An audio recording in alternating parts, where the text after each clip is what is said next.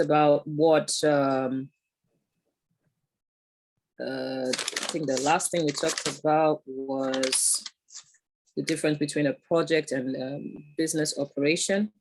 And we talked about project being temporary and then temporary endeavor. We talked about it being a new original work. It's unique and it's time bound and it's terminated after the objectives have been achieved. Whereas an operation, it's ongoing, routine, it's repetitive. It's and once the objectives have been achieved, new ones are adopted in. Recording in progress. So that's what I got from the first session. I hope I didn't leave out too many things. All right. Thank you so much, Thank you. Eki, for the summary. Okay, so now I can comfortably go on. Now, please, for every other person in this class, in one simple sentence, can you tell us what you really got in the first section? On the first session, session A, because we are going to session B very soon.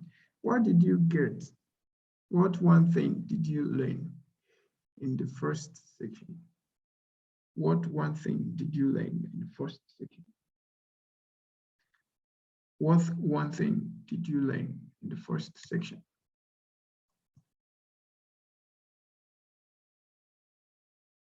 Everyone, please, you can use the chat room. You can open your mic. The mic is still open. What one thing did you learn? So if I get response from 2-3%, I will proceed. Okay, your network is messing up. Sorry about that. Okay, we are still expecting. What one thing specifically did you learn in the first section?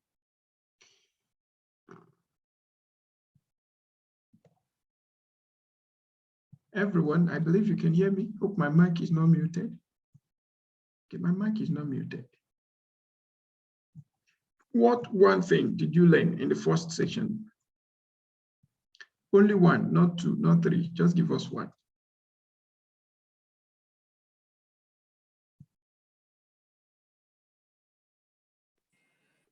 Yes, I learned that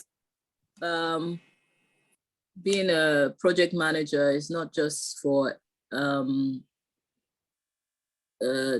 specific projects in an office. It can also be a personal thing, organizing yourself and managing yourself properly.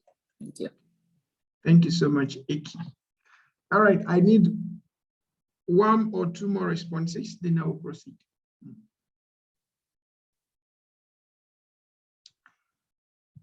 Are we together?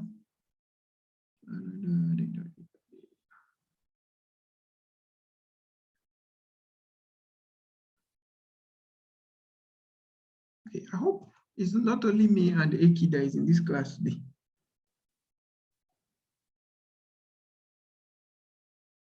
Are we all together? Please, if you can hear me loud and clear, yes, just unmute and give us a voice. Okay, Prof said I learned clearly about the difference between operation and project. Thank you. Okay, Mr. Energy, you can unmute and let's hear from you. All right, sir. I learned much about the difference between a project and that of operation. In which from the project, I learned that is about the planning to the execution. That is the completion stage.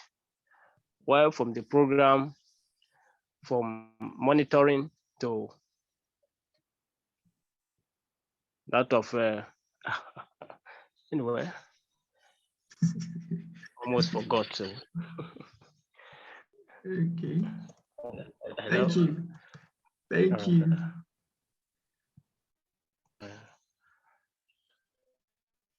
All right.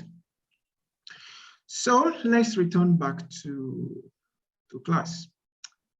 We've done quite a little. So let's see how we can move first.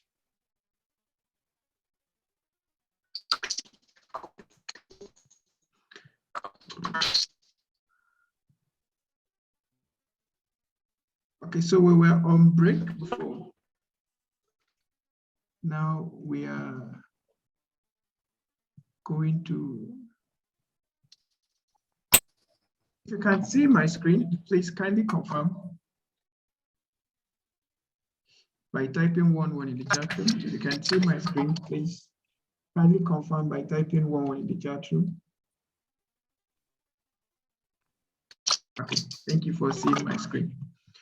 Okay, so I think at this point, we may have to mute everyone to avoid distractions. Okay. So thank you so much, Eki, for the summary you've given to us. And thanks to everyone for sharing with us what you've learned so far. Now, let's proceed with, let's quickly look at project constraints. Project constraints. Project constraints. Whenever we talk about project constraints simply mean things that can form a limitation if not well managed or if not available.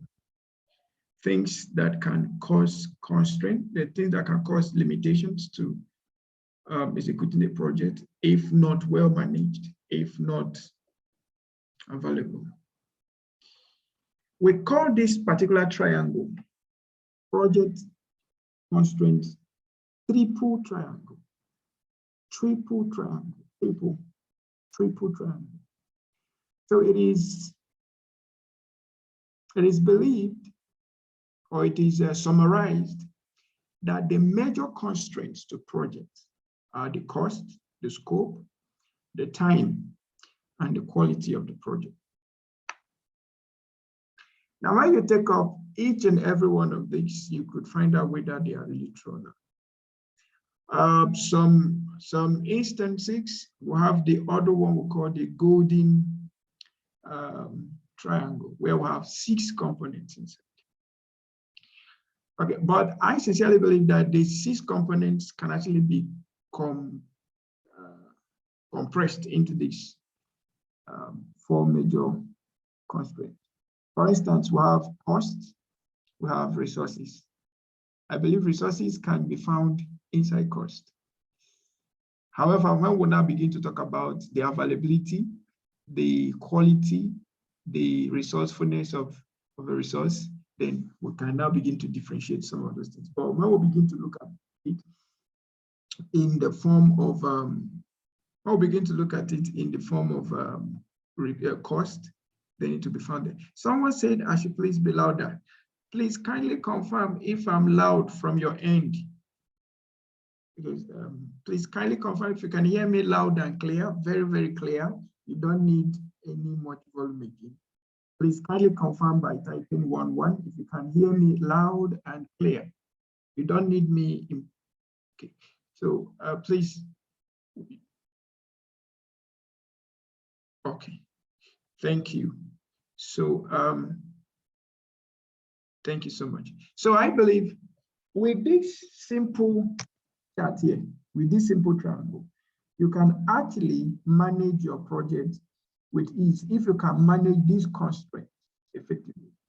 The cost, talking about all costs, all associated costs. I would like us to know that in project management, we have 10 knowledge areas.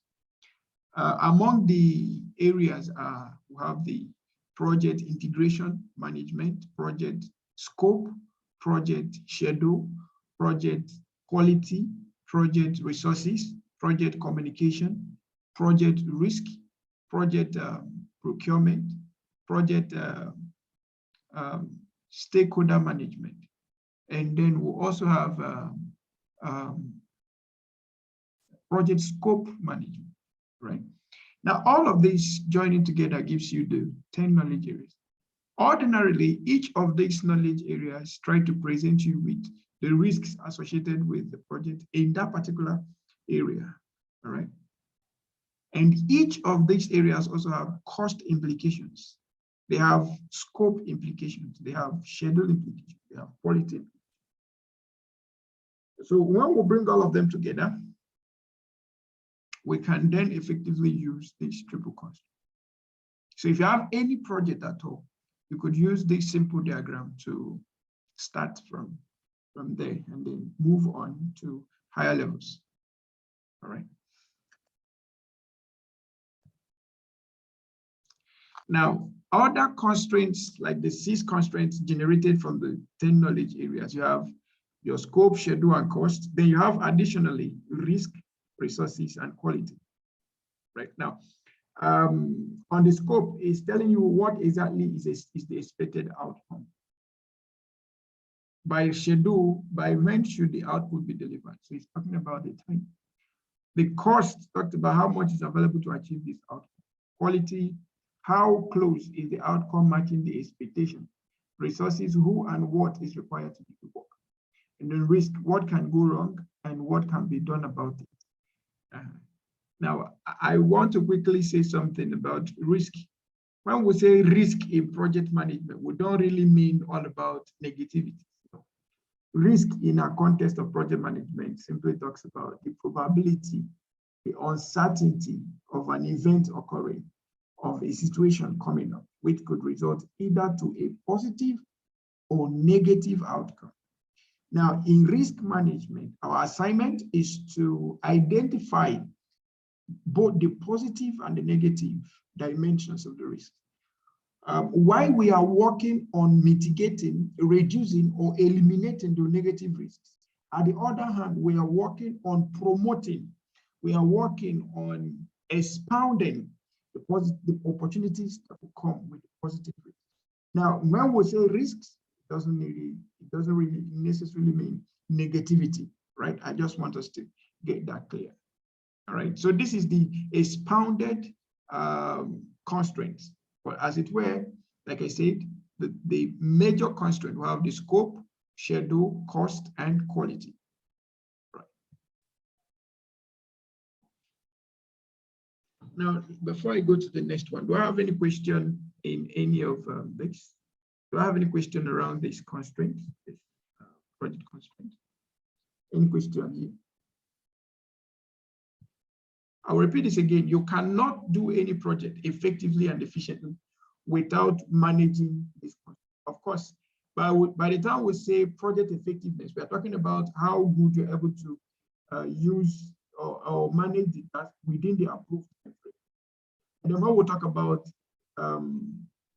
efficiency, we are talking about how you're able to use your resources within the approved time frame results. So there is no way you can carry out the project effectively and efficiently without, first of all, understanding how to effectively use or handle or manage this project.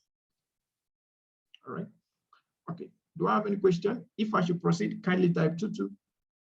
If I should proceed, kindly type 22. If I should proceed, please kindly type 22. If you have a question, please kindly raise your hand or kindly ask a question in the chat room.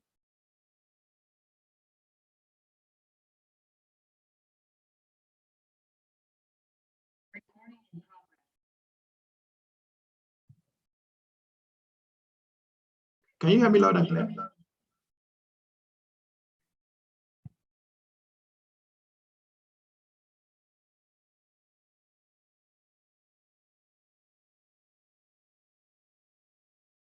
Okay, so if I should proceed, please kindly type 22. If you want me to explain something further on the triple constraints, please kindly let me know.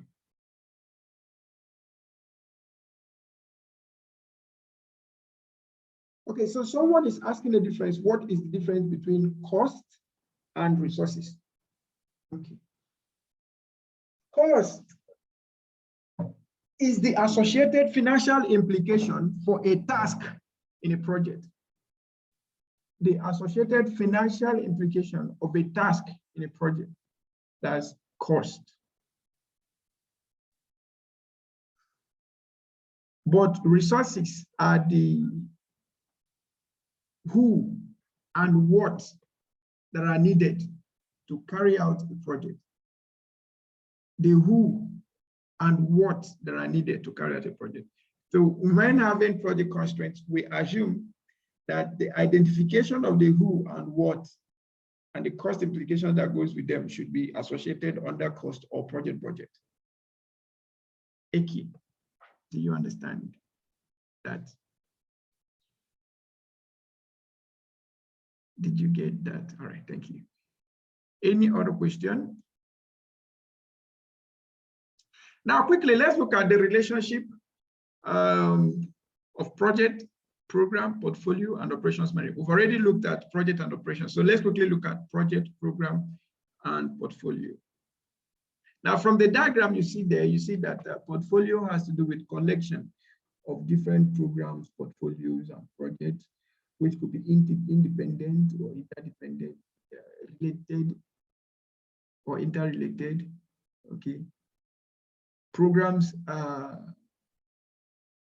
interrelated and interdependent projects, while projects are temporary and unique. Now, using project management processes, tools, and techniques puts in place a sound foundation for organizations to achieve their goals and objectives. A project may be managed in 3 separate scenarios: as a standalone project, outside of a portfolio or a program, or within a project. It can be handled within a program or within a portfolio. So project can be handled as standalone projects, as projects in a program, or as projects in a portfolio. Now, project managers interact with portfolio and program managers when a project is within a program or a portfolio.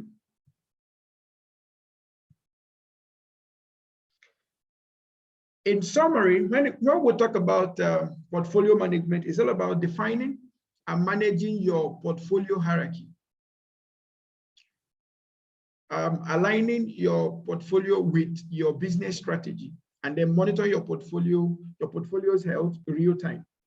And when we talk about program management, it's all about managing your program hierarchy under portfolio, creating, managing, and monitoring projects under the portfolio, and then aligning your portfolios with different business units, and then maintaining your project portfolio within budget with real-time monitoring. Meanwhile, for project management, it's about creating, planning, monitoring your project, and then having complete visibility of project progress in a real-time manner. Complete your project within time, scope, and on budget rather.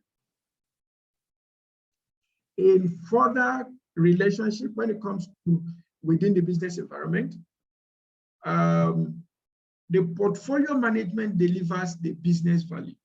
The program management delivers the stakeholder value. And then the project management delivers the quality deliverables expected for customers. So we could say the project management delivers to customer value. All right. Now, under the portfolio management, looking at the business value, the portfolio management is led by the business, not by the project manager, not by the program manager. It's led by the business, the top management, the board of directors, board of trustees, as the case may be, the governing council of the business in question. The portfolio management is led by them. Then business goal alignment. Portfolio management ensures that all the projects or the portfolios within the project are aligned to the business goal. You have business value alignment, risks and benefits. You also have program selection. It is under the portfolio management that the organization decides which program or project they're going to. They will have the portfolio optimization, making sure that all of the content of the portfolio are delivering the results of the business. Then we have the program management relating to stakeholder value. The program management sponsored by the business, ownership of the benefit that's associated to the stakeholders, ownership of the benefits. Then you have multiple projects within the program, which are definitely interdependent and interrelated. They will have alignment of project with overall program benefits and compliance with project management standards. So that's what the program management entails. Now for the project management, it entails delivery of product or service under defined scope, cost, and schedule, responsible for quality of deliverables. So these are certain relationships established among project, program, and portfolio management. So we could say portfolio is strictly business driven, program is stakeholder driven, and then project is market or customer driven. Okay. Any question for me? Now, while I expect questions, we have strategic management versus project management. In most companies, they will tell you that the strategic manager does the work of the project manager and vice versa. But could there be difference among the two? Yes, let's look at it. For strategy plan management or strategy management, number one, it is future goal, it is future oriented, but for project management, it is short-term oriented. For strategy management, it is outcome based, but project management most times are deadline based. Strategy management deals with the visioning, project management deals with the doing, the execution. Strategy management deals with whole company positioning, while the project management deals more with functionally positioned, that's specific, specific to what they are doing. Why the strategy management is broad all through the organization, project management is specific to certain departments, certain tasks, certain operations within the organization. Strategy management has many dependencies. Project management may or may not have dependencies. It may be independent. Strategy management, harder to claim victory. For project management, it's easy to measure and claim your victory. You are done and dusted. You're good to go. For the strategy management, it is less satisfying and less popular. Or the more less satisfying it is, the less popular it is. But for project management, more satisfying and more popular. Okay, so organizations are not really into the ministry of adopting. You barely go to organization and say this is a strategic department or strategy management department. But you go to organizations that have project management office. You see procurement office. You see almost every part of project management, they have office. Project management office, project procurement office, project evaluation office, and all of that. But in organizations, strategy most often is left for top management. Okay, so maybe it's at the directorate level, you can hear director of strategy. Okay. Now, looking at it on a more encompassing way, project management is actually embedded in the whole strategic management approach of the organization. I hope you got that. Project management is actually inside the strategic plan of the organization. Now, inside the complete company plan, we have the vision, we have the mission, you have organizational strategy and objectives, which will now bring you down to portfolio management. Under the portfolio management, we'll now talk about the strategic planning and management of projects, programs, and operations. From there, we'll now divide them to management of ongoing operations and management of authorizing programs and projects. Okay, and all of this will require the organizational resources. Why the management of ongoing operations, they are recurring, like already know, recurring activities, and they are bent on producing value. The management of authorizing programs and projects are much based on projectized activities, and they are bent on increasing value production. They are based on why this one is producing value. This one is based on increasing the value production. So it's moving beyond the value that is being produced under the operations department. However, whichever way, the strategic plan must be well founded on organizational resources, or it is organizational resources that will determine the extent to which the strategic plan will be able to go.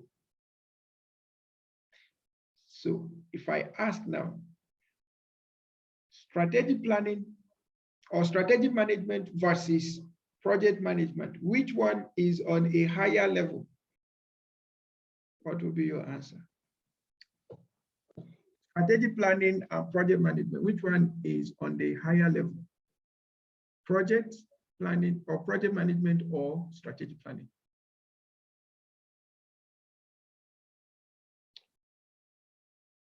If you wish to unmute, please, you are permitted. Okay, so someone says strategic management, strategy base. Okay, so thank you so much for getting that. Now, remember, when we talked about project plan and project management, we said project plan is lower level. Project plan is higher than project management plan is higher than the project plan. Now, obviously, with what we've done so far, the program planning or program management plan, of course, is higher than the project management plan. And then the portfolio management plan is higher than the program planning. Now, the strategic management plan is the one encompassing all of them. So strategic management plan is the highest level of planning within the organization. It is the highest level of planning within the organization. Now you have to answer my question for once. Question is, strategic planning is the highest level of planning an organization, true or false? Let me have your answer. Strategic planning is the highest level of planning within the organization, true or false?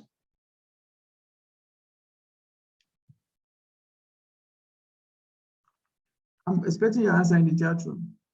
Somebody say true.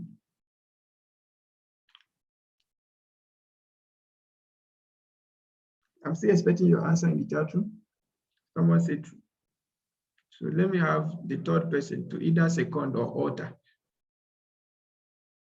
Strategic planning is the highest level of planning organizations, true or false?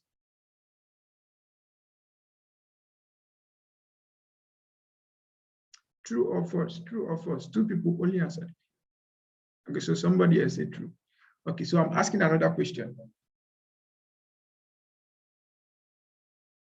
The corporate board of organizations are responsible for project management plan development, while the middle management are responsible for strategic plan development, true or false?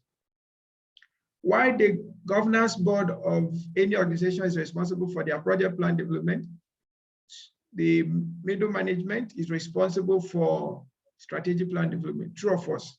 So somebody say false.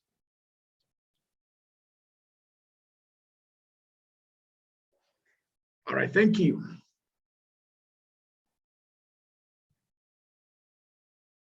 So let's move ahead. Now we have another aspect of project management that we'll talk about, strategic project management. Let me quickly say that when we talk about project management, especially on certification basis, the one that is rampant to us is associate project management, and then we move on to senior or lead project management. But let me tell you the truth, there are plenty certifications in project management. You have your CAPMP, then you have your LPMP or the normal PMP, then you have different other certifications. Now we'll talk about the Agile, AGMP. We'll talk about the SPMP, that's the Strategic Project Management Plan. All that. So when you're done with your lead level, don't think you're done completely, because we'll still call you back as you okay. The one that is most often, or the ones that are most often needed in organizations, you have the CAPMP and the lead PMP or senior PMP. But we have other higher levels.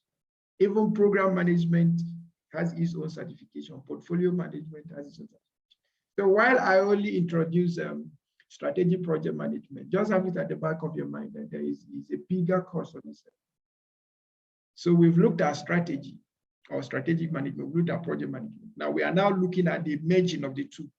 When we merge the two, what do we tend to get? What do we want to achieve?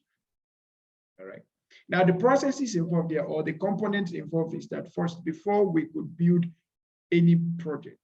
Of course, when we talk about strategic project planning, we are looking at it from the holistic business point of view, from the portfolio point of view. How do we select what our portfolios are going to be? And inside the portfolios, how do we select which program? And then how do we select which project that will be delivered? That will be done under what we call strategic analysis. And strategic analysis, though a simple word or a simple line of words combined together, but it's a whole lot of work on its own. So when we look at strategic analysis, you're looking at the present value, you're looking at the moderate value or the interim value, and then you're looking at the high level value of your decisions on project choices, on portfolio choices, on program choices. Now, if you look at Dangote's business objective, or one of the business objectives that says, we want to make Africa an independent continent. That's a statement that deserves strategic analysis to be able to come up with portfolios, programs, and projects that will deliver that. And then by picking those projects, you don't just pick them, you have to do analysis of the environment, analysis of the people in the environment, analysis of the international community and the effects they will bring, analysis of sponsors, analysis of market behavior, the economic variabilities that can affect the project system. So you do that on strategic analysis. And then you could have a projection. It was okay, in the next 50 years, in the next 20 years, in the next 100 years. It takes the application of strategic project management principles for a company to say, our next 500 years plan, our next 1,000 year plan, our next 10 years plan, our next 20 years plan. It only takes the application of strategic project management principles to be able to come up with such. You can sit down and create forecasts of what behavioral changes could look like within the market environment. You sit down and look and perceive what the technological changes could look like, what the environmental changes could look like, and then begin to put up decisions that could help position you for those changes as you move into them. Then the next one is strategic choices. After you've done your strategic analysis, you have several options that you need to choose from. The strategic choice is making sure that you're choosing the right projects, the right programs and portfolios to be able to satisfy the strategic objectives. All right. Then you have strategic implementation. Strategic implementation cannot be done at once. Strategic implementation requires the adoption and the use of agile processes. Okay, agile project management processes. For instance, there are organizations long ago that have been inconsistent use and application of strategic management process. For instance, you have Macy's, you have Toyota. Let me use Macy's and Toyota as a case study. You have, for instance, Toyota. You have Camry, 2000 and maybe 1994.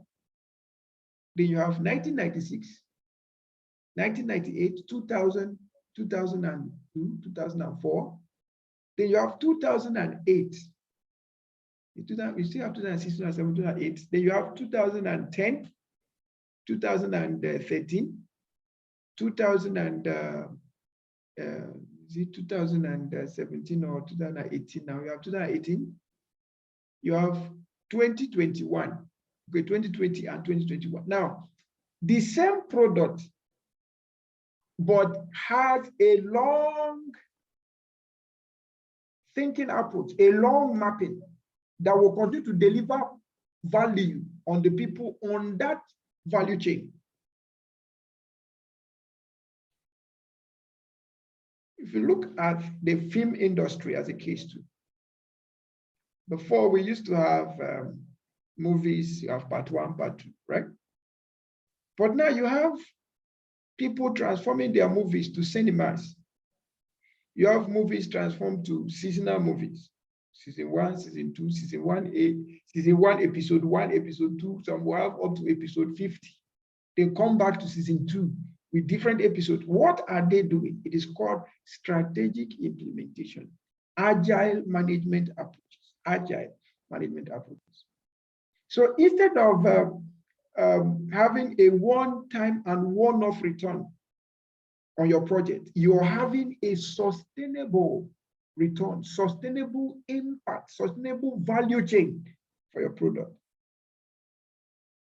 You see why we say project managers should not only think outside the box.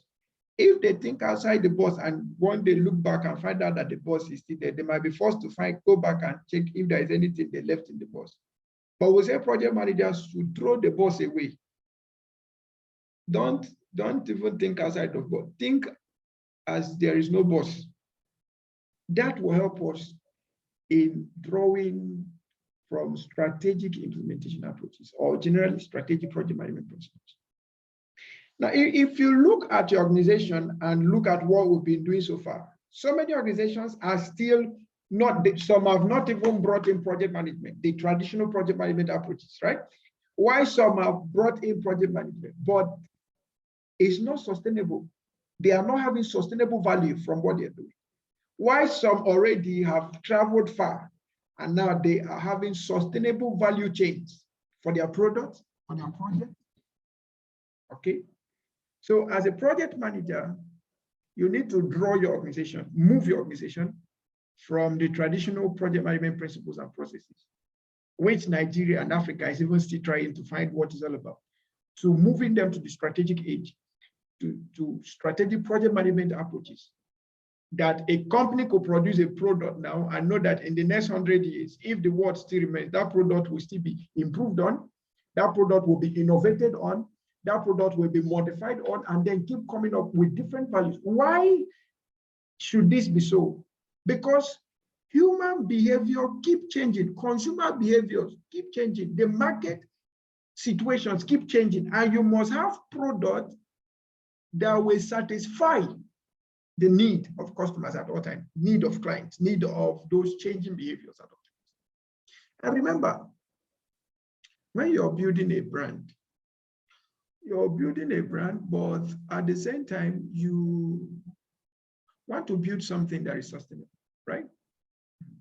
So for sustainability purpose, for sustainability sake, we need to employ strategic project management approaches in dealing with our business. Do I have any question? Question for me. If you understood anything about strategic project management, please kindly type 11 in the chat room. If you understood anything at all, kindly type 11 in the chat room. If you understood anything at all, kindly type 11 in the chat room. Okay. If you understood anything at all right. Now, would you agree with me that strategic project management then is a senior brother to project management? If you agree with me, you say yes. If you don't agree with me, say no. Would you agree that strategic project management is a senior brother, is elder brother to project management? So as we are going through this, all I want us to have is an open mind and expounded mindset to delve deeper. You see, all this, most of us carrying project management because you have a PMP, you think you've arrived. No, you're still far from the truth. In fact, you're still far from reality. They just gave birth to you. They are just, you're still wearing Pampers. You've not come up. So as we finish wearing our Pampers now, we now decide to grow in agile project management, in strategic project management, and we'll keep moving further. There are several things that will keep coming up. As far as project management is concerned, there are In fact, project management is one of the most dynamic fields you can ever find. Those of us that did project management last year, maybe before August last year, by the time they come to this class, it will seem as though, what are these people saying? Is it not the same project? The only thing they will be conversant with is the definition and characteristics of project management. But some other things will be sounding like, what are these? I did this course last year, what's happening? So project management requires that we be on our toes and continuously engage in research and development. Right. Okay, so can I proceed? If you give me permission, I will. So if I should proceed, kindly type 22. If you have any question here, this is just a simple diagram just to give us an overview of what strategic project management is all about. All right, thank you. Now, when we look at the processes, a strategic project management, we have defining the project, then creating the strategy. They have project planning, we have implementation and control. They have review and learning. Now, if you look at this, you have the relationships that play. You have the circle relationship or the iterative relationships that play. Now, defining the project, creating the strategy, it requires an iterative process. So you define the project, you create the strategy. Now, in the process of execution, you keep reviewing if the strategy will meet up with the project or not, right? Then from creating the strategy to planning, you also engage in continuous reviews, okay? Then in implementation to project planning, you also engage in reviews. Then at the end of the day, you must have learned something, okay? You must have learned something that you can use in further review of the whole process of management, of project management, okay? Okay.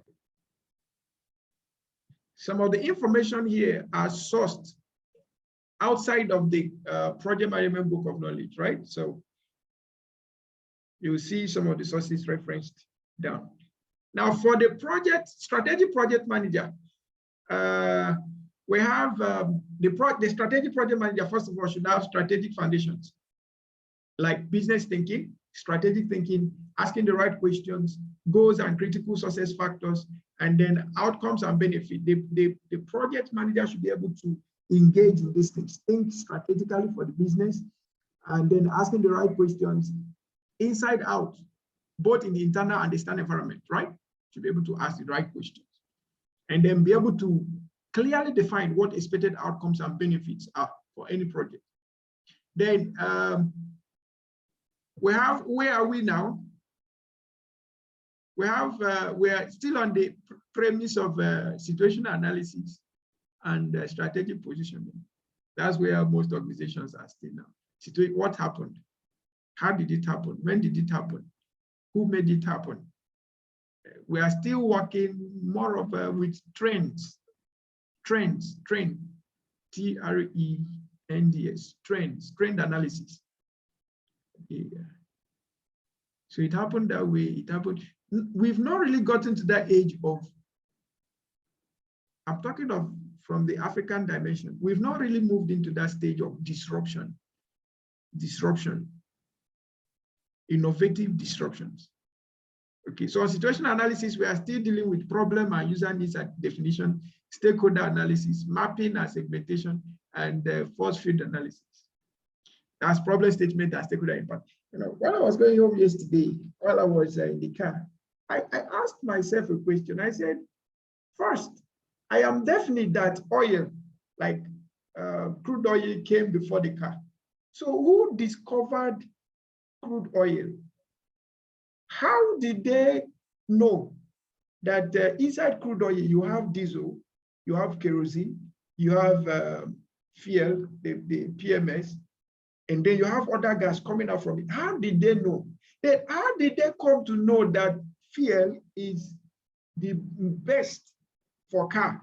And the person that designed car, how did he know that fuel is the necessity, or fuel is the oil that will be needed to drive the car? Some others developed the ones that are using diesels. So how did they come about that? How we are still very far from thinking in the African domain, we are still very far from. These cars were produced as far back as the 17th. I think the first car was produced in the 17th century. How did the person come about it? In the 17th century, we still had people like Rockefeller. How did they discover oil? What were they doing that made them believe that oil was needed? These are some questions that we need to ask. But unfortunately, we are still in the era of problem statement and stakeholder management or stakeholder. We've not moved to the virtue of disruptive technology or disruptive thinking. Okay, we are still also doing things like strategic positioning. How definite are we that we're actually doing strategic positioning? Okay, some of us that say we are doing strategic positioning, we are still talking about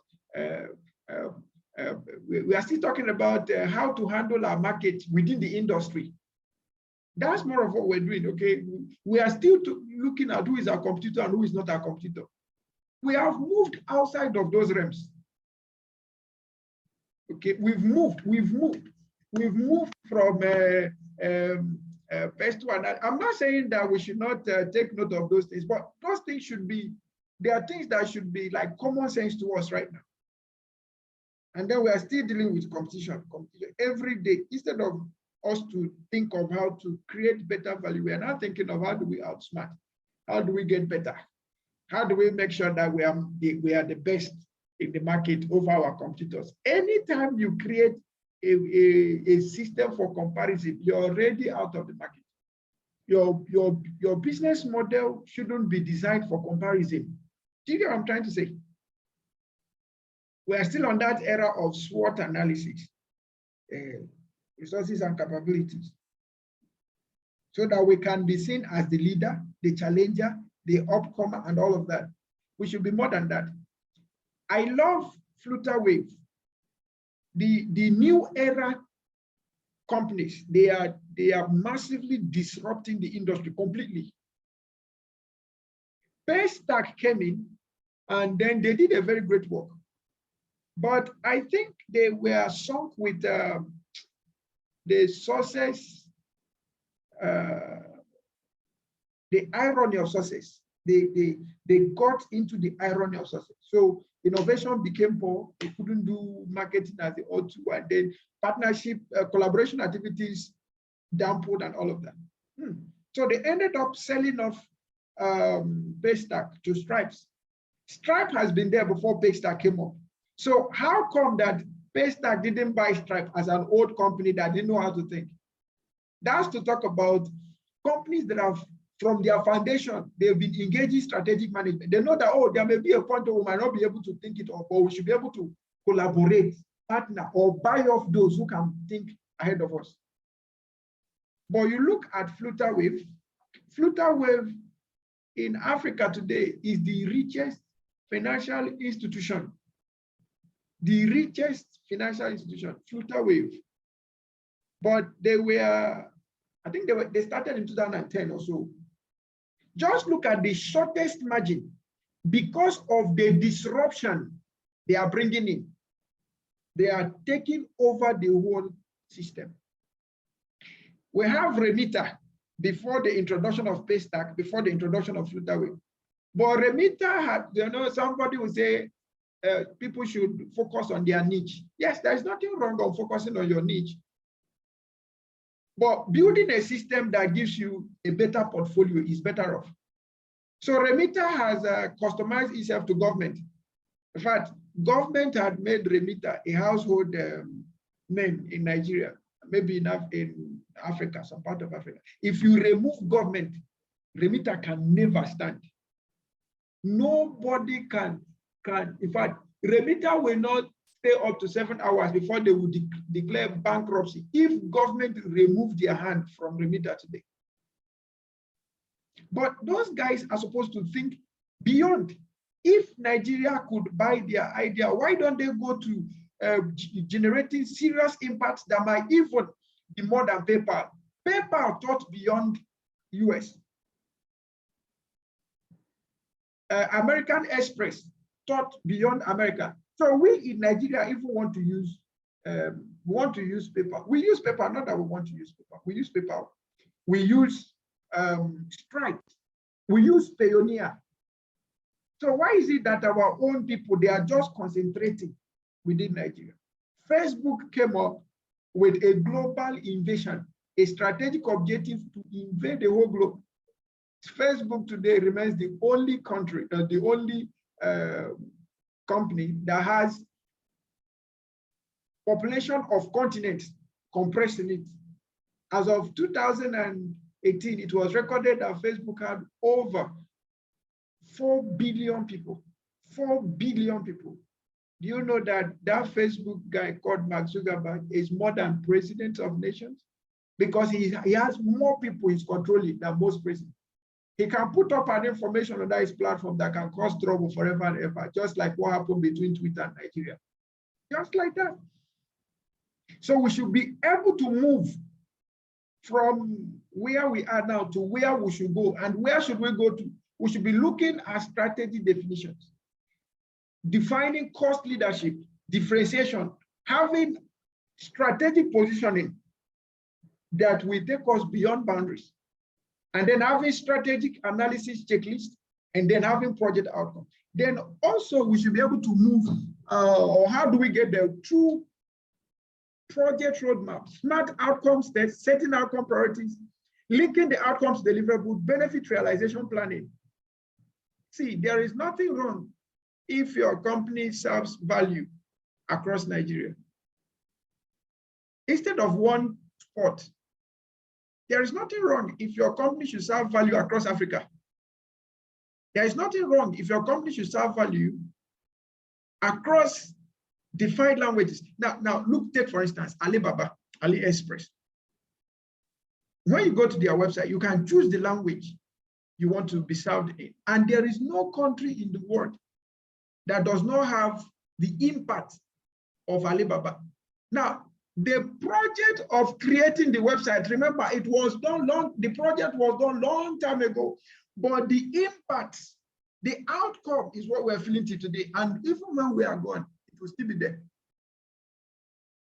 So when you go back to your organization, the question is, are you people still struggling with fighting with who is competing with you or who is not competing with you? And some of us at the end of the day will end up using guerrilla approach in marketing, playing down on others, talking down on other producers and other service providers because we want to be seen as the best. All those things are they are witchcraft.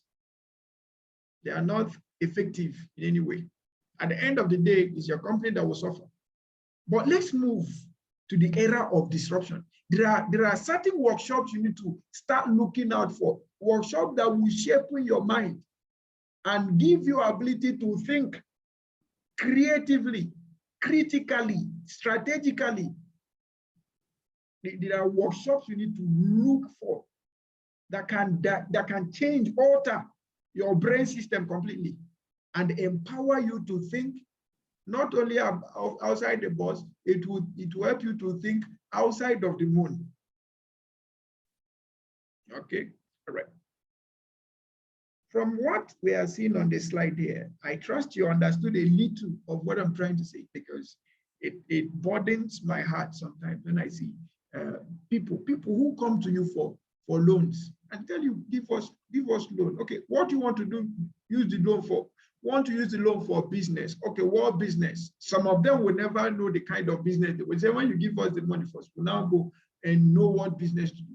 That means there was never a strategic view in place. Then some will have a business and then borrow money and never use it for the business. I was watching a program the other day on the Lions Den. Is it Lions Den? I've forgotten what they call it, the Eco Banker project. Forgotten what they call it. Now, this young man came to the den with a particular product. He wanted investors. Now, on coming, they asked him some strategic questions. One of the strategic questions they asked him is, you need 100 million. If we give you this 100 million, what will you use it for? Tell us exactly what you use it for. He now told them about a separate business completely from what he came to do that he will use the money for. Everybody was shocked. You say you need 100 million. Is it for this particular product now, this particular company, or another company, or another idea entirely? And now says it's another idea he will use the money for. So the question was, why didn't you come up with the idea if you were sure of the idea to pitch the idea? At the end of the day, nobody was interested in his business because there was confusion. Lack of strategic planning will always bring confusion in everything you do, be it personal, marital, or business, career. It will, if there is no strategic planning, it is out of people who work out of strategy. They don't use strategy that they can move from one career to another. Today they are in oil and gas, tomorrow they are in banking, next tomorrow they are in teaching. Another time, anywhere they pay is higher, that's where they are going. Let me be very frank with you. You're only short-circuiting who you are. You're short-circuiting yourself. At the end of the day, you used yourself, but you do not produce any impact. Did you get what I just said now? At the end of the day, you just used yourself. Yeah? You used yourself. Yeah. But there was no impact, there was no value, there was no sustainability. If you have reviewed your strength, you've reviewed your core competencies, you've reviewed your whole essence, and you think banking industry should be your most essential place, why don't you go there, focus there, build relevance that will last for a lifetime? Please don't misunderstand me, because somebody may think I'm saying something else. There is nothing wrong in being an employee. In fact, being an employee forever, there is nothing wrong with it. But make sure you are an employee that at the end of the day, we say, he was the one that brought up this idea. He was the one that brought up that modification. He was the one that, we talked of Tesla. Tesla was a boy of, what is his name? Thomas Edison, but he still had inventions. Okay, so there is nothing wrong in being an employee. If you're not definite about your own independence, then there is nothing wrong in partnering, collaborating with another person to deliver the value that is burning in your heart. That's what I'm trying to say. Okay, but if you keep moving from one job to another, moving from one place to another because the pay is high, the boy is good, you will soon run out of strength. Okay, and then when you now go, you know, some people can never and will never sit on the board of companies. They will never sit on the board of companies, especially companies that are highly professional. You now go, they invite you for board meetings, say you were, or board interview, you were here, from here you moved here. So what did you achieve here? Why did you live here? These guys, they were, you know, the economy was not favorable, so we moved to where the pay was higher. It wasn't about the experience, it was about the pay. You will not sit, they will unseat you. So think about your general strategic plan as an individual before you move into your family and then move into your organization. Think about it. Okay. Do you have a strategic plan for your own? Do you have a roadmap to where you're going? Okay. Or you're just, wherever the pay is higher, will go. As a project manager, know that today, that is a very wrong, unprofessional ethic. Did you get what I just said? Okay. Now, if you understood a little of what I said here, type 11. If you understood it not, type 00. If you understood it small, type 01. If you understood all of what I said here, type 11. If you understood a little of what I said, type 01. If you understood nothing, type 00. I'm waiting for you.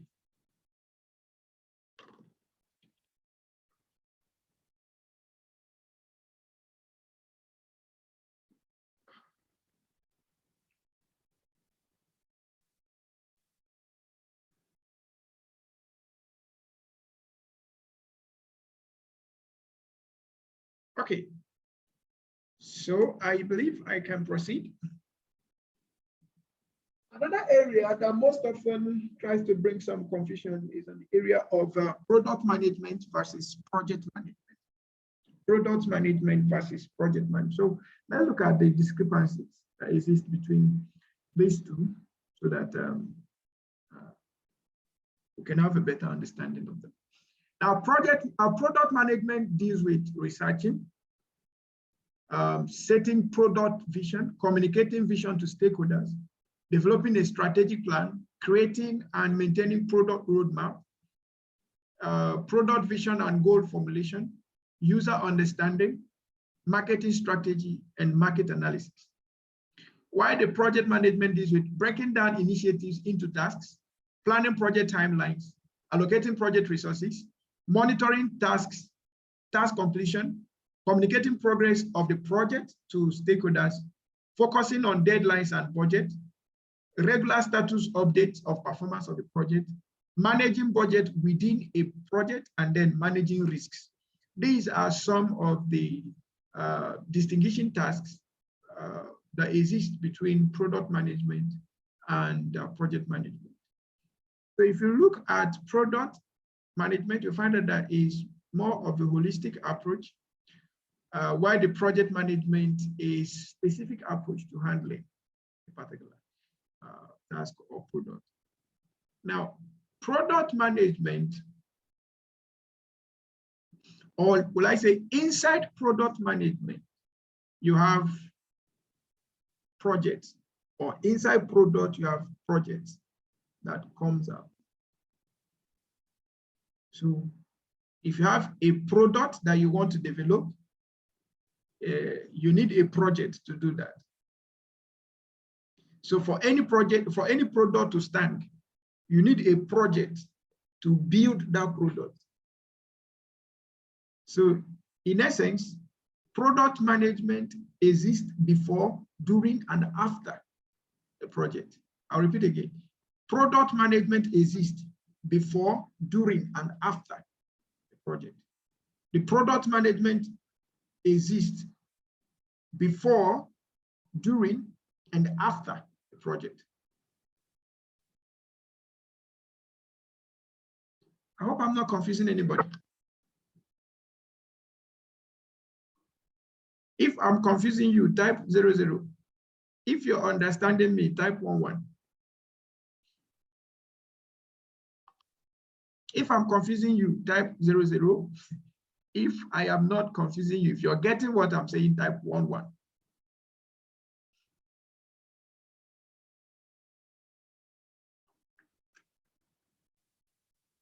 Okay, so I'm not confusing you. All right. Now, in a functional structure of organizations, the project manager will be liable to reporting to the product manager, because the project manager is developing what the project manager is developing what the product manager decided on. Okay, so if you have a project where there is a product manager, there is a project manager. The project manager is ahead of the project manager. However, the project manager might be earning more than the product manager, dependent on the intricacies of the project involved. Did you get what I say? A project manager is like a consultant who is consulting in a firm. That consultant might end up earning more than the CEO of that company that brought him or that brought her. Okay, so while the product manager is ahead in the hierarchy, the project manager is doing more work and might end up earning more money or more income than the product manager. Okay. Do I have a question here? Do I have a question here? Any question for me? If there is a question, please, you can raise your hand and then ask, or you, okay. Please go ahead, Mrs. H. Can you explain that again? The difference, why is it that a product manager is higher in hierarchy than a project manager? Okay. Because I thought, are they not kind of similar? Okay. In that they are appointed specifically by the company to undertake a specific project. Okay. Like a project manager will be assigned specifically to maybe make tables for a school. I mean, depending on the type of tables. Yeah. Then the project manager is assigned to oversee that project. So I'm confused on that, please. If you can explain more. Okay. Thank you. Thank you so much. Now, from the little example you already gave, the company, yes, selects the boat, right? On the different capacities they are working.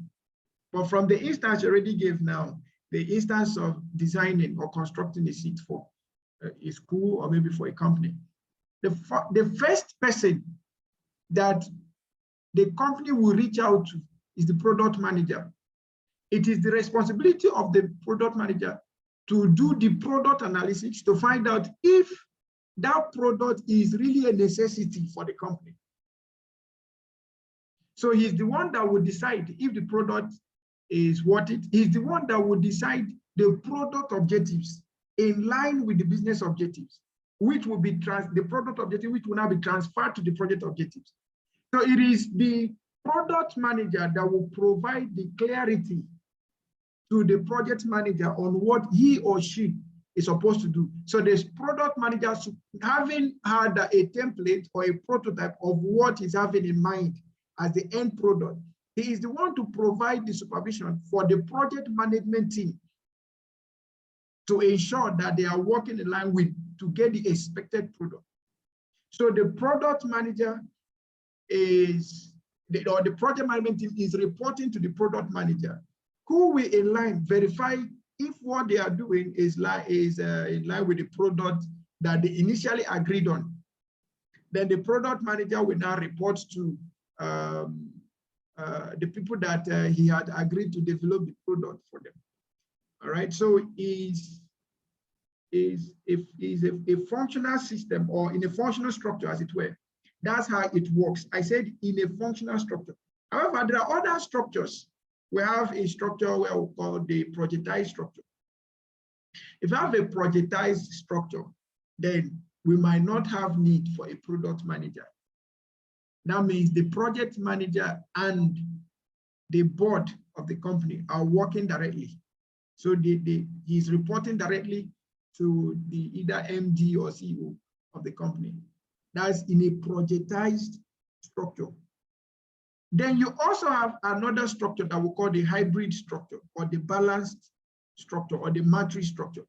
In that kind of structure, yes, you have the board, you have the product manager, you have the functional manager. Now, the project manager and the product manager are seen on the same category. Why the project manager is taking some decisions on part of the project, the product manager is also taking some decisions, but both decisions must be harmonized to ensure that the project objectives are delivered. And when making reports, any of them can report directly to the board without having to pass through each other. But in a typical functional structure, a vertical structure, a vertical organizational structure, the product manager will be ahead of the project manager. Does that make any sense, Mrs. Eki? Sort of, but because initially you said the project manager is the one that leads on any project. Okay. So I was thinking that the project manager will be in the team of the project manager as part of his team, Okay. reporting to the project manager. And his specific task will be to evaluate, come up with a strategy on the product, doing the product design analysis and all that. And then report straight back to the project manager. So I don't understand why the project manager is higher than the project manager, and then the project manager is now receiving a higher pay over the product manager. It doesn't make sense to me. I'm sorry, I'm going about this and taking time from No. everybody. I love your question, and it will help us understand more. That's the most important thing. Okay, now remember, in the last explanation I gave, I just gave 2 additional structures. In my first statement, I said in a typical functional, we have 3 types of organizational structures in project management. We have the functional structures, we have the projectized structures, and then we have the matrix or the balanced structures. Now, my first statement, which brought your question, I said in a typical functional structure. So I gave a case in only one structure. If we have a functional structure, the product manager is ahead of the project manager. The project manager reports to the product manager, and the product manager reports to his board or to the management, as it is. Now, in a projectized structure or project-based structure, the product manager reports to the project manager, and the project manager reports to the organization. That's a projectized structure. Then where you have a matrix structure or a balanced structure, both parties are working on the project, but they have the right to make improvement from their own end. They have the right to make reports and submit or make presentations to the board with or without each other, but they must be working hand in hand to make sure that the project objectives are delivered. So you have a situation where the project manager is submissive to the product manager, which is in a functional structure. Then you also have a situation where the product manager is submissive to the project manager, which is a project-based structure or projectized structure. Then you have a situation where both of them are they are interdependent and working interrelatedly on a project and can what they call it now. They can report to any of the organization, any of them can report to the board without issues. Now, let me quickly see if I can, before I take Sheu's question, let me show you something. I trust you could see my blank screen. Trust you could see my blank screen. So let's see if I can come up with a drawing to help us understand. Can I draw here? Okay. So you could have something like this.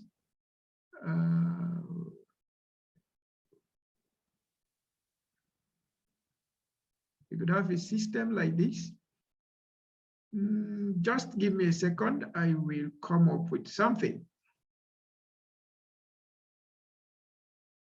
So assumedly, you have product manager here, and you have project manager here.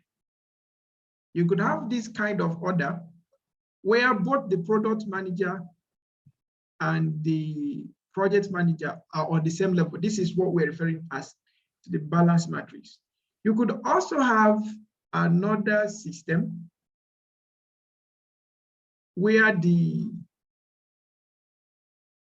you have the product manager here, and then you have the project manager or the project management team under. So this is a functional structure. So let me type something. You have product manager.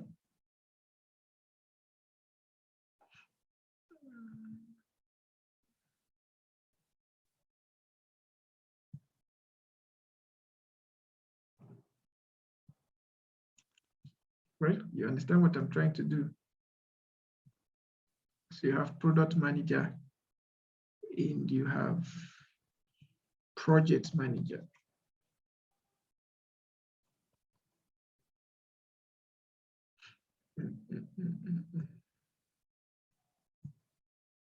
project manager. Then you have another scenario where you could have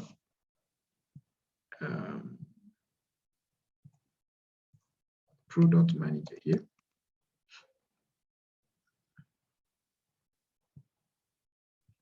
And then you have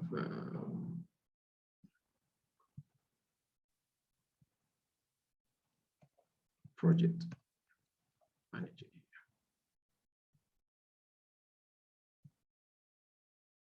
At another time, you could have another situation where this will be reversed. So the project manager, so let's say MD or board.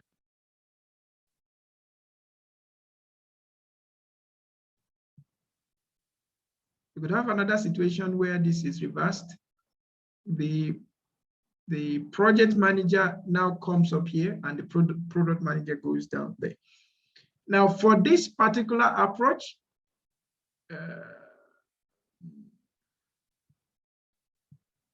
for something like this, for this kind, we call it functional structure. Functional structure. Then in a case where we have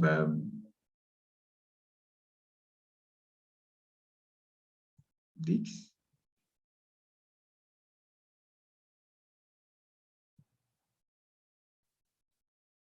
sorry, this is called balance structure rather.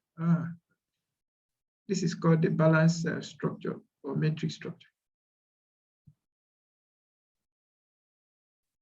Matrix or balanced structure.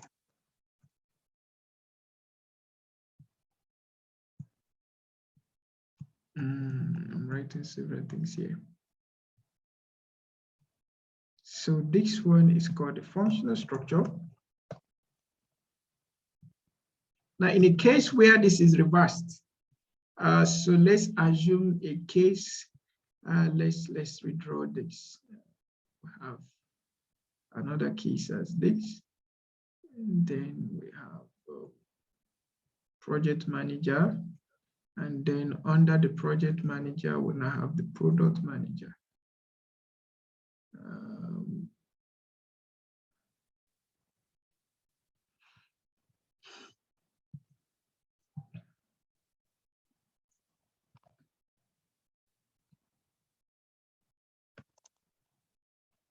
The writing program manager.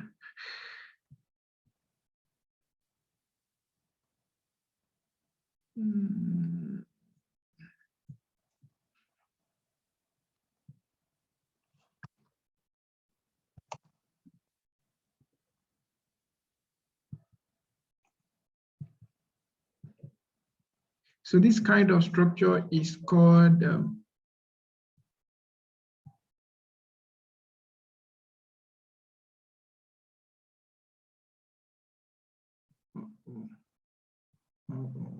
this cannot turn. So let me, it cannot turn 360. However, let me use this to illustrate it. So from here to here, we call it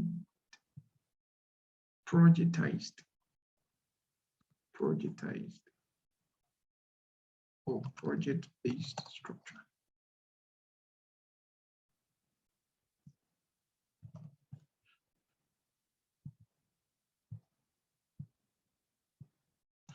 So this first one,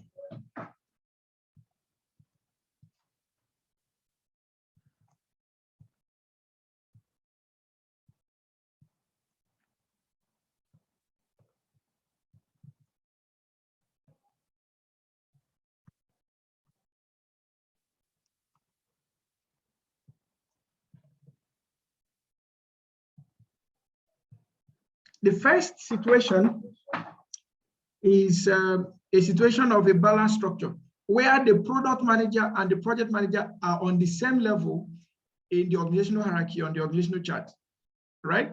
Then you have a vertical structure where the product manager, the project manager is under the product manager. That is called a functional structure. Then you have another structure where you have the product manager under the project manager. That is called a project-based or projectized structure.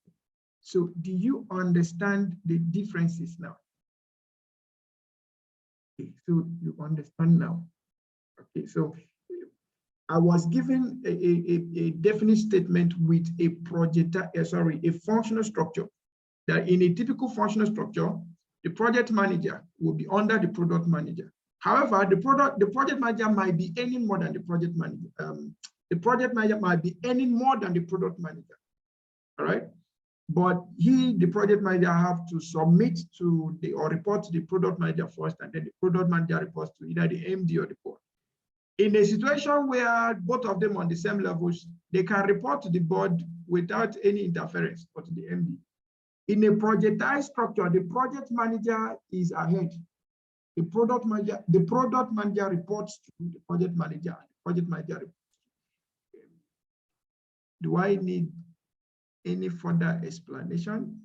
Is there anyone that could, or by any means you did not understand it very well?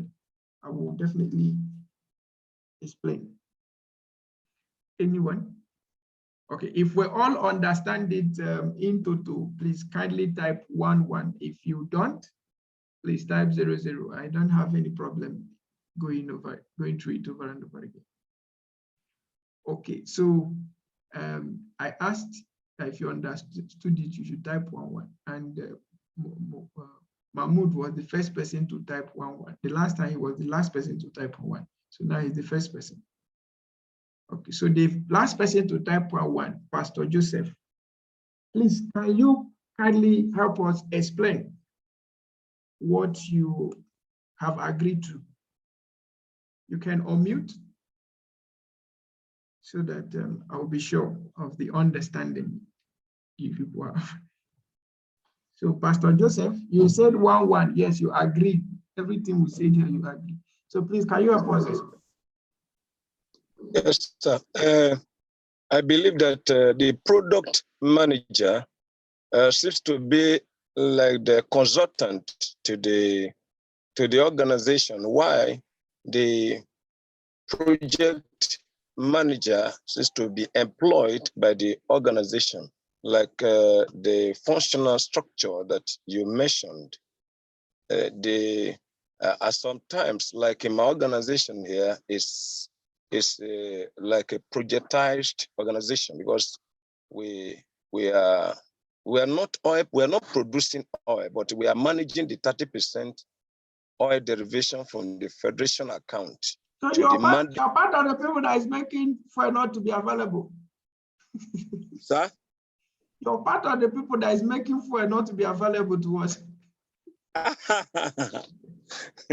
No. So we manage the 40% to the mandatory we administer to them. And by so doing, we have project department. In fact, our project department is divided into two. We have project monitoring and evaluation department. We have project planning and development. Okay. So apart from that, we have consultants. The consultants, they seem to be superior to the directors of the project department, because they have superior knowledge. And it's a government something that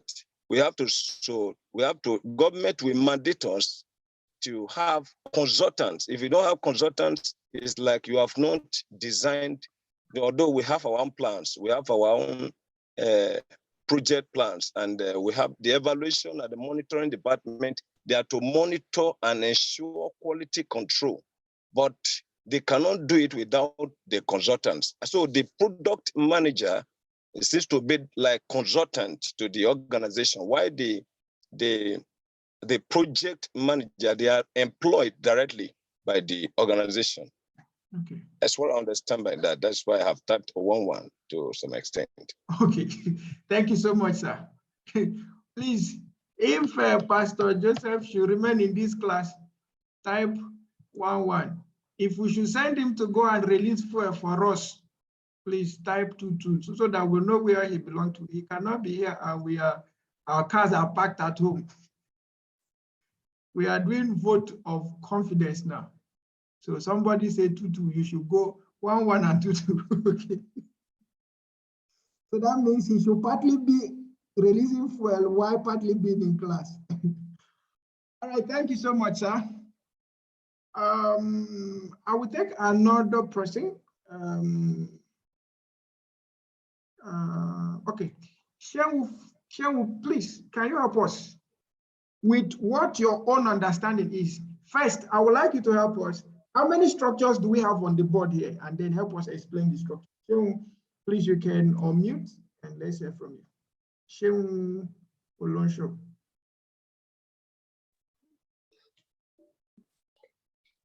Go ahead, please. Okay, all right, thank you. Okay. So based on what is showing there, we're having like two structures there, the functional structure and the projectile structure. Okay. Based on my own how will I put it? Based on my own experience on my table, I'm a product manager. Okay. So what we'll do in our own organization is this: the product that I'm managing, if I want to do any upgrade, or if I want to introduce any new structure to my, like I manage the SMS platform. Okay. So if I want to integrate any new developments to that platform, there's a document I will call BRD that will raise. I'll identify all the risk of the project, how much it's going to cost us, and what the business stands to gain from that new upgrade that I want to do. Once I've identified all those things, I will forward it to the project departments. They will review the document also. That's where they come in. So later they will come back to me. We call it requirement gathering. Like, how can they help me to actualize that project that I want to take on? So it's what I tell them to do that they would do. Like you said, in the functional, how will I put it? Part of structure, yes. So it's what I want to implement that they will work on. So anything they want to do will be based on instructions that I give to them. Okay. So they report to you? Yes. So at each stage of the project, they'll come back to me. Okay. System testing, before we go live and everything. They will carry me along. It is when I tell them that I'm satisfied with what they are doing before we can say, yes, they've completed the project. Okay. So in your own organization, you people use functional structure in your project management? Yes. Okay. And then for Pastor Joseph, they use projectile structure in their own project management. Okay. Shawu said she sees two structures here. So let me know, is there any other person seeing two structures only, or you're seeing more than two structures? Let me know.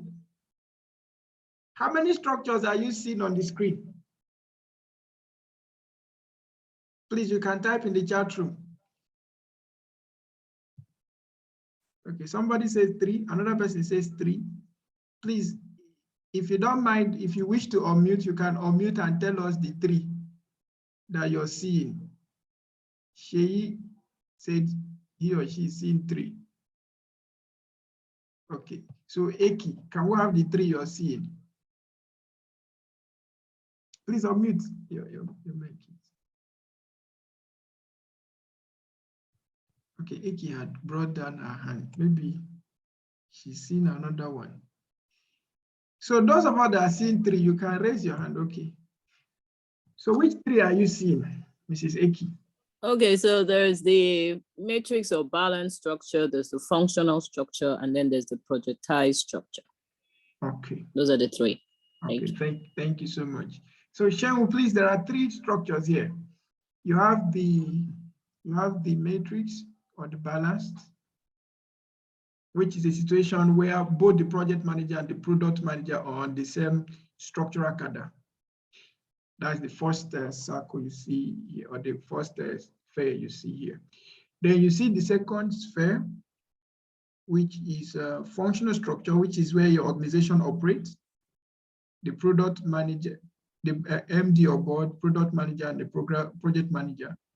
And the project manager reports to the product manager. Then we have the other one, the one we do with line. So you have the MD, project manager, and then product manager. That's the projectized. Okay. Now, as I move on, because I'm gradually rounding up, do I have any question? If there's any place that is confusing you or that you don't understand, please let me know so that we can all share the move on. Okay, if I should proceed, please kindly type 22.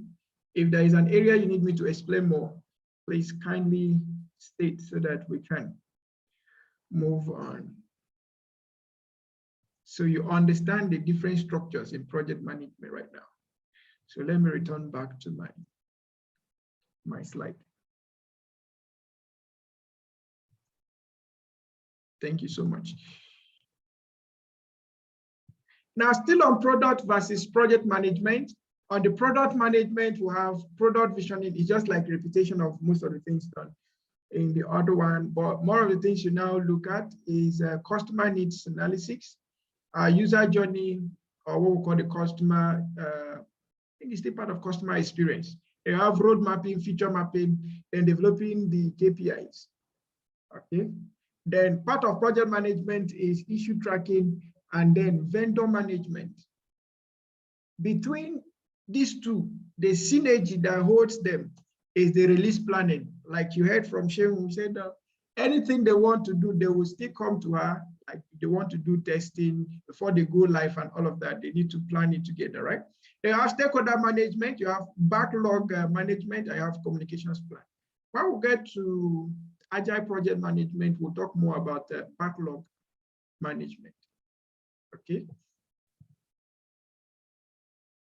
Then when it comes to content, in project management, we look at the knowledge base, project knowledge basis, project portfolio analysis, project charter, project management plan, work breakdown structure, end value analysis, feasibility study, communications plan, procurement, quality assurance plan, risk management plan, status report, and lessons learned. On product management, we look at product knowledge base, competitive analysis, product portfolio analysis, market strategy plan, market requirement documentation, market requirements, product requirement documentation, product business case, product roadmap, technology roadmap, beta plan, launch plan, marketing plan, and end of life plan.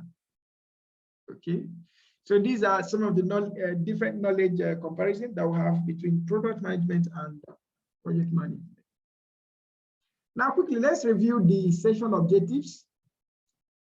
Anyone that you can do, you tell me. Anyone that you cannot do, you let me know. If it means us going back, we'll go back and summarize. Now, in defining the objective for this session, we say by the end of the session, participants should be able to define basic terms in project management. And they should be able to explain the practical approach to management of projects, and then summarize the management processes required to manage projects successfully. So question number 1, can you define the basic terms in project? Yes or no? Can you define the basic terms in project management? Yes or no? Let me have your answer in the chat room. Let me have your answer in the chat room. Can you define the basic terms in the project? Yes or no? So I have 1 yes. If I don't get enough response, that means I should start afresh, because we are doing evaluation of learning objectives now.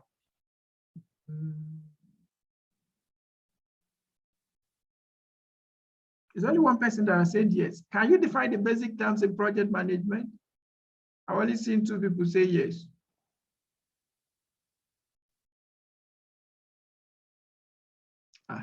It wasn't only 2 people in class when I was teaching now.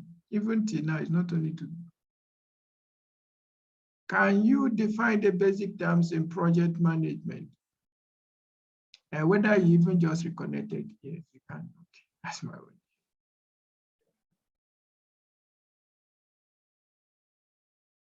Okay, so let's say the yes have it. Now, number 2, can you explain the practical approach to management of projects? Can you explain how projects can be managed? Using the triple constraints as a case, can you explain?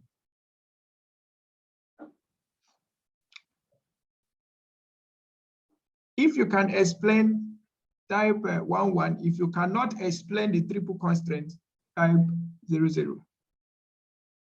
Triple constraints, type 11. If you can explain how the triple constraint can be of help in managing projects, type 11. If no, please type 00.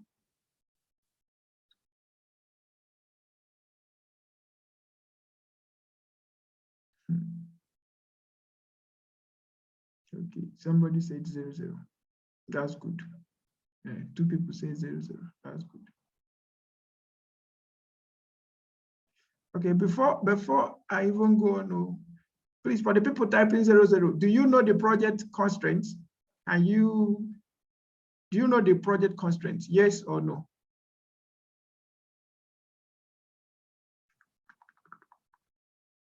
Do you know the project constraints? Yes or no?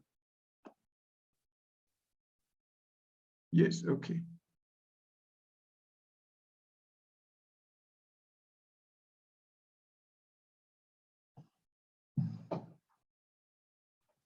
Okay, thank you.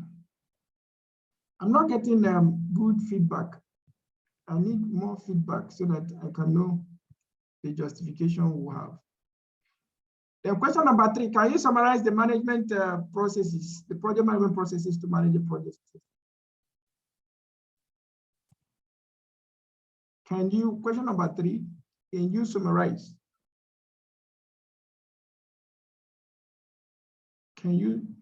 If you're asked to summarize the project management processes, the process groups, can you summarize? Can you summarize them? First of all, how many process groups do we have in project management? Please type your answer. How many process groups do we have in project management? Type your answer.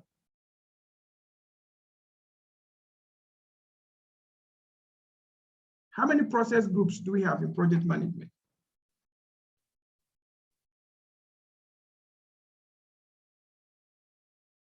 How many process groups do we have?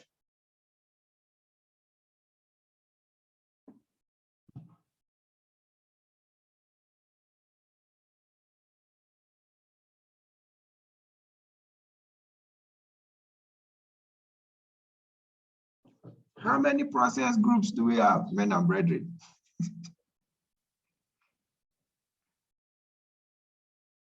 Oh, somebody says 6. Beautiful.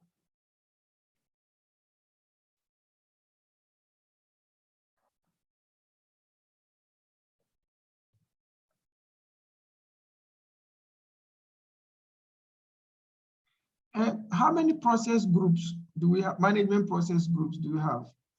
He said, not clear with the question. What I know is 5. So what exactly do you know that is 5?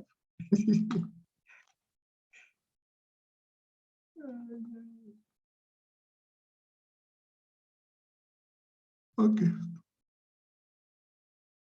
Now, for the sake of clarity, please let's go back and review what we've done so far. Now, we talked about the project constraints for management of projects. So for projects to be managed effectively, project managers need to understand and be able to manage tightly these constraints, the cost, the time, and the scope to help in achieving the desired project quality, right? And I said, irrespective of the project being given to you, no matter how big, no matter how small, you can use this particular triangle to manage it. The first is for you to know all the tasks involved in the project. That's the scope. Then the second is for you to know the schedule, the time to do the tasks. And then the next is for you to know the costs associated in each of the tasks. All right. Prior to that, you must have defined what kind of quality you want to see by the end of the project execution. Now, if you can manage this effectively in your project, you would have gone a long way in managing your project effectively and efficiently. All right. Now, can you explain how this can be used to manage projects? Yes, no. If yes, 1, 1. If no, 0, 0.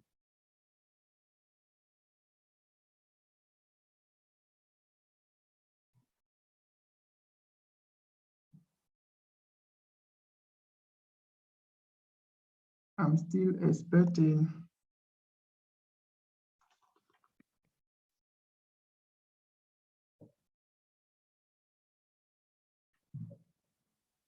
Okay, please, for those that are saying 0, 0, kindly unmute and tell me exactly what you don't understand so that I know what to explain further. Please feel free to unmute and let me hear from you. Tell me exactly what you don't understand. Yes, go ahead and unmute. Your question was, how do you use the project constraints to manage your project? Yes. So I don't know. I mean, you have your schedule, you go over it, you ensure that it's in line with the scope. You check your costs, that they're meeting the expected cost for each task. Yeah. Then you go over and ensure that it's within the time that is allotted for each task, and then you ensure that it's producing a quality. Yeah. Is that what you're asking? Yes, that's what Maybe I'm I asking. don't understand it. Is that what you're asking? Because I don't know Yes. if that's okay. Yeah, basically what I want to know is if we understand the role of these elements in managing projects. That's all I just want to verify. Okay. So yes, I mean, from my explanation, do I seem to know what I'm saying? Okay. Or answering your question? All right. So from your explanation, it's like you know. All right. Okay, thank you, sir. Thank you so much. Okay, so Mr. Mahmood, can you unmute? Let me hear from you. Okay, thank you, sir. What's I know about the project constraints is like the scope. You need to understand what specifically you want to achieve, and then what are the deliverables and the milestones. Then the timeline for the project and how to meet up with the time. Then the cost implication of the project and all that. That's what I mean. Okay, and then when all these things are put together, they are all tilting towards achieving the quality of the prescribed project, right? Yes, that's.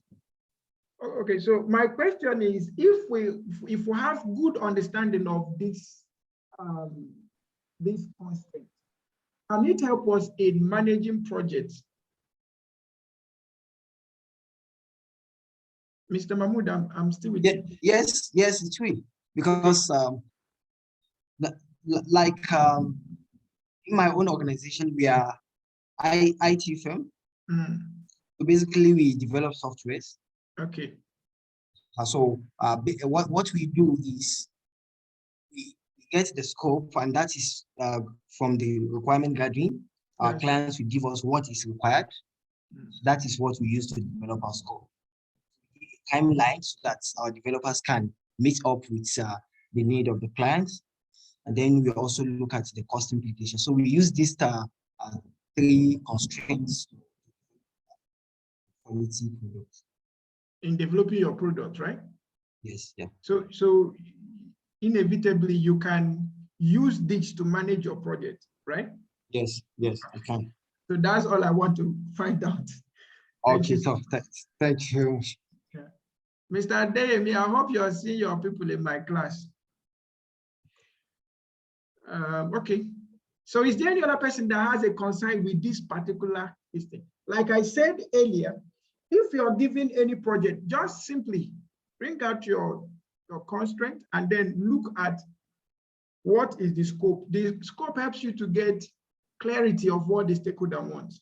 And then with the scope, you can also break down the work to the expected tasks. Then you can then assign time, duration to each of the tasks. And then the peculiarities involved in the tasks, in the scope, will now tell you what costs will be involved. Is there anybody in this class that if you are given a project tomorrow, basically you cannot use this triple constraint? Is there anyone? If you can't, let me know. We are rounding up for the first section now.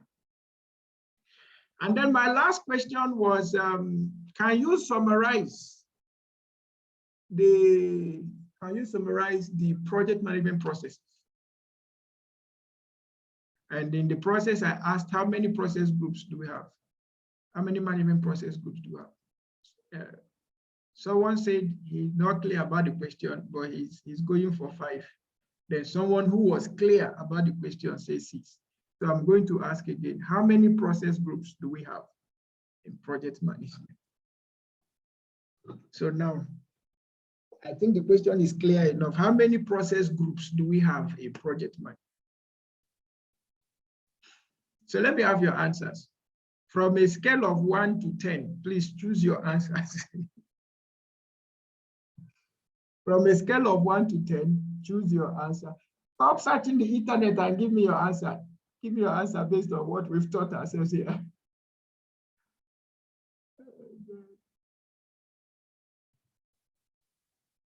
I'm listening. Okay, so someone said 3. Okay. Please stick with your answer. Okay. Can I get another response? Someone said 5. Why are we choosing only odd numbers? Please, I need your responses. People are searching the internet. This is not good. It is not fair. Based on what we've been learning, give us your answer. If you must use the internet, when you give us your answer, you give us your source. Reference your source so that we know.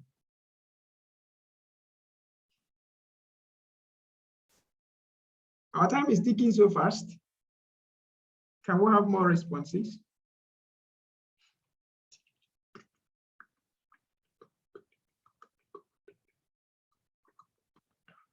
Okay, somebody said 3 methods with 5 explain strategic processes. Okay.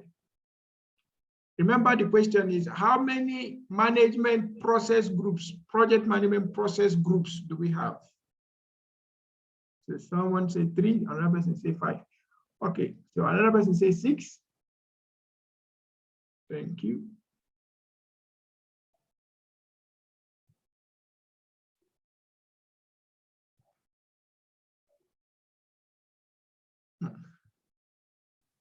Okay, so let's go back and see what we said. So this is what we said today. We didn't say it yesterday, we said it today. We said project process groups. We have 1, 2, 3, 4, 5.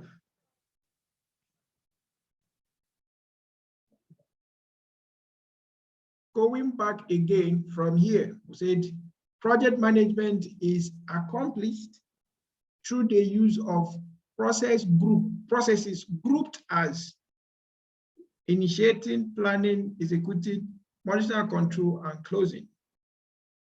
So we only have 5. Initiating, planning, executing, monitoring, control, and closing. We only have 5. So I ask again now, how many process groups do we have? I didn't say how many processes, so I said how many process groups. So can you give me your answer now? How many process groups do we have?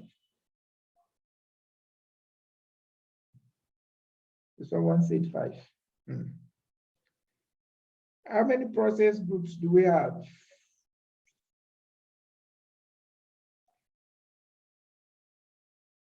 I hope we've not plugged our system and gone to our own business.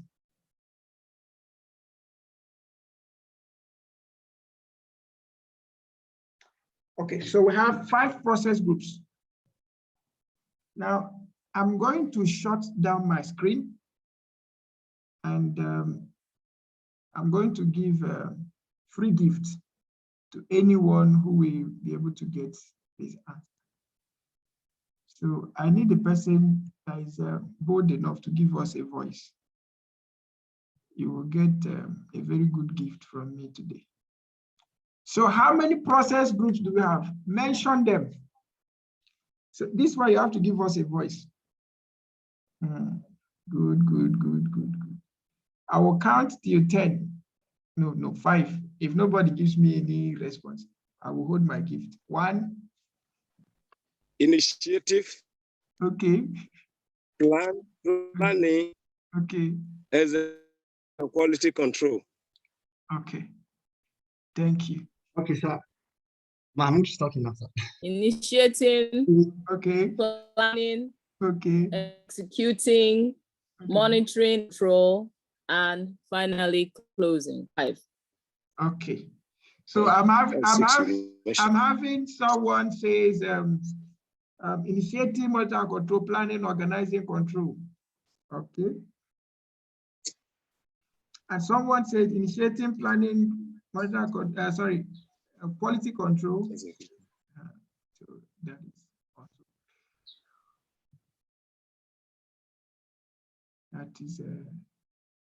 So let's check what this thing says again. Let me not just tell you what I know by my head, so that you will not say I'm doing no joke. So you know where you. So who among us got it? Initiating, planning, executing, monitoring, control, and closing. Who got it? If you got it, type 11. If you nearly got it, type 10. Mahmoud, you got it inside the chat room. I said the person should give us a voice. He didn't give me a voice, so my gift still remains with me. Okay, Eki said 11. Okay. If you nearly got it, let's see whether we'll share the gift into 2. Right? If you nearly got it, maybe you mentioned 4 out of the 5. Type 01.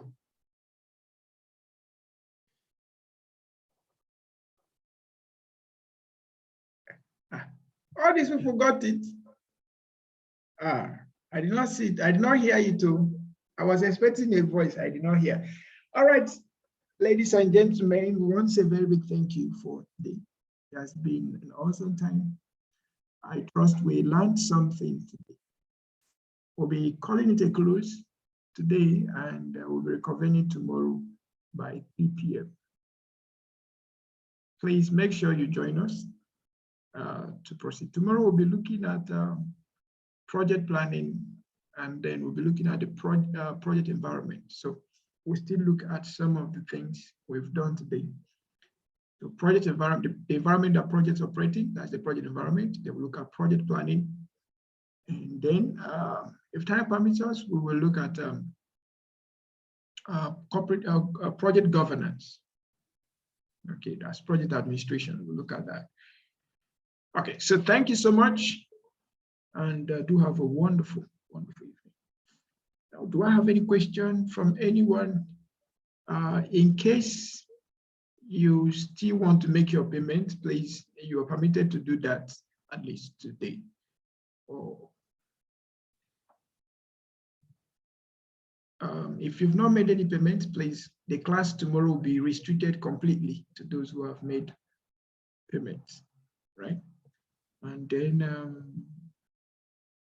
afterwards, our classes will only be for those who have made payment to avoid incomplete knowledge. Maybe someone comes today, tomorrow, another person joins the class. No, we'll restrict the class only to those who have made payments, right?